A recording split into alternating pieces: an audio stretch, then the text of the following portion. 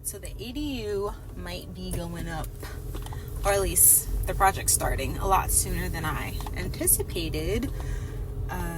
I need to get some additional information from my lender and see, but it sounds like I may be able to get this project off the ground in terms of retaining the contractor, getting the architectural plans, getting the plumbing, electrical, and rough plans. May be able to start that stuff as soon as 30 to 60 days, which is a lot faster than I thought. I thought it was going to be like I can't start until like January, really. But seems like it might be sooner, so that's super exciting.